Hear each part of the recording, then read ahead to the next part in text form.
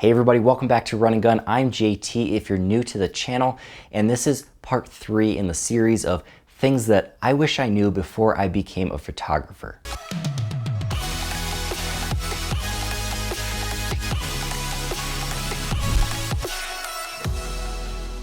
So these are all things that I wish that I knew, and it would have made life so much simpler if I knew these things before becoming a photographer. So hopefully something on this list helps you out. So let's get right into it. Number 1 on the list is to be humble. There is nothing more annoying and more obnoxious, especially on social media like Twitter, is a photographer that all they do is push their own content and talk themselves up. Imagine you're in an art gallery or a museum, and next to every single piece is an artist that all they're doing is screaming their own name at the top of their lungs, and that's throughout the entire museum, and all you can hear is the rumble of people in this echo chamber just screaming their own name and screaming how good of an artist that they think they are. That's really annoying, and that's what Twitter and Instagram and social media is like if you're not humble. The best compliment you can get is from someone else, not yourself. So if you're a good photographer, you're gonna hear it from other people and let other people let you know that you're a good photographer. You don't need to always talk yourself up. So number 1 on the list, and very important, is be a humble photographer. Number 2 on the list, and this one seems to be kind of coming up quite often in different variations, is work with what you have. You don't need the latest and greatest gear. Make sure that you know your own camera inside and out. There are great photographers that have really old, or what you might think is outdated equipment, is because they know it very well. They know all of their gear's quirks and idiosyncrasies so that they know what they're doing when they're shooting. If you give a really good photographer maybe not the best piece of equipment, they're still gonna make a better photo than someone that doesn't know what they're doing with an expensive camera. Use what gear you have and take advantage of it. Get to know your camera, get to know how to make great exposures with what you have, and you're gonna be such a better photographer when you do decide to upgrade to another camera body or maybe a new lighting kit. Number 3 on the list is comfort does not equal growth. I wish I would have known this before I started photography. It would have made life a lot easier. Sometimes when you're out shooting, it's gonna be hard and it's gonna be a struggle, but it's also going to be a life lesson, and you're gonna learn something out of it. Every time you mess up, that is a lesson. It's not a failure, it's what not to do next time. And that is how you grow, is to make mistakes and be uncomfortable.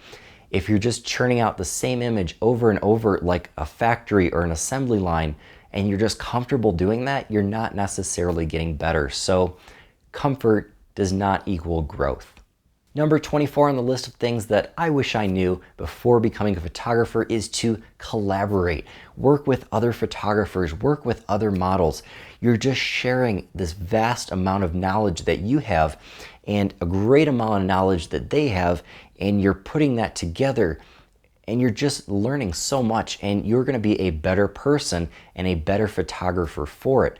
Even if you're a photographer working with a model, maybe they have other ideas that they've learned from other models or other photographers that are going to make you better.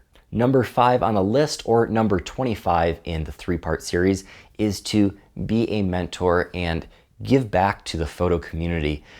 The photo community online and in my local area with meetups and things like that, those are the people that I get the most from, and those are the people that I want to give back to the most. That's the reason I started this channel, is to give back, and I think that's one of the best things that you can do as a photographer as you're getting better and as you're seeing other photographers out there that may not know as much as you or may not have as much experience or influence in the photo community. Give that back, pay it forward, and be an awesome mentor to somebody and make a great community like this and give back to that community that's giving you everything that you have, essentially. Number 6 on this list is to learn about constructive criticism. Know what constructive criticism is, which means to build someone up instead of tearing them down. Be constructive. construct, don't destruct. Elevate people's greatest work instead of bringing down their worst work. You will see an entirely different mood and change of attitude in someone when you constructively critique their work. That doesn't mean to hold back any of the critiques that you have. It means do it in a positive way. Give someone something positive about their image, give someone something maybe that you would change about their image, and then follow it up with something else positive, like a critique sandwich, where you have content in that critique that will help them out, not just destroy their image or destroy their motivation. Be positive, and you'll notice a whole different attitude in the photographers that you're trying to help out. Number 7 on this list is to learn light, and that's so important. And so many photographers are falling into these marketing strategies of camera companies to get the best low light camera there is, which is fantastic, but know that you need light to be a photographer, and knowing how to handle light and manipulate light and be in control of the light will make you a great photographer, and that will really set the bar and put you above everyone else that is just out trying to chase light. When you know how to manipulate and control light, you're in charge. Number 28 in the 3-part series, or number 8 for this list, is to get it right in camera. I can't tell you how many times I've seen people say, I'll fix it in post, I'll do it later. Can you just do it for me in Photoshop?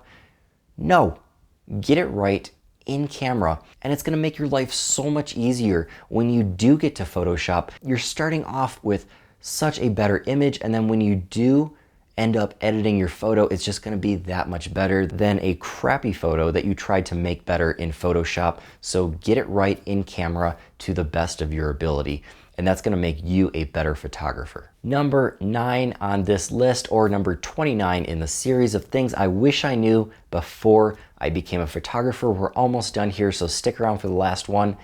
And this is one of the most important things, is market yourself.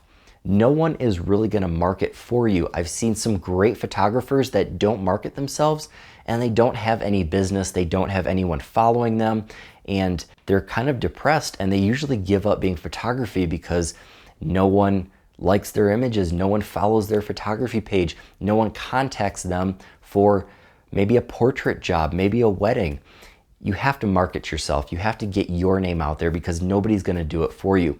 You'll see all the time on Facebook ads for really bad photographers, but they're really good marketers and they're really good at getting their name out there. So they're the ones that are making the money. And the key here is just market yourself, get your name out there, and that's gonna help your photography business if that's one of your goals as a photographer. Number 30 in the series, or number 10 on this list, and this is the last one, I swear, so let's end with an uplifting tip and something that I wish I knew before I became a photographer, and that is photography is a real job. You can make a living as a photographer. It's not that hard. It's applying all of these tips and things we've talked about in the past 2 videos, and I'll have the links to those down in the description and up here somewhere as we go along. But you can make a living as a photographer. I know there are young photographers out there that your parents say, photography is not a real job. Go get a real job. Go be a doctor. Go be a mechanic. Go be a lawyer. I'm a photographer. I speak to that. I make my full-time living as a professional photographer, not as a YouTuber. That's just something I do for fun to give back. But I am a full-time photographer. You can do it too. It's just taking those tips that we talked about, marketing yourself, being uncomfortable, growing, collaborating. Take all of those tips and you can be a photographer and make a living out of it too. So that is all for this video. I hope you guys liked it. Hit that like button, hit that subscribe button down below, and let me know down below in the comments something that you learned as a photographer that you wish you would have known before you started. So that's all for this video. I'll see you guys next weekend. And as always, get out and go shoot.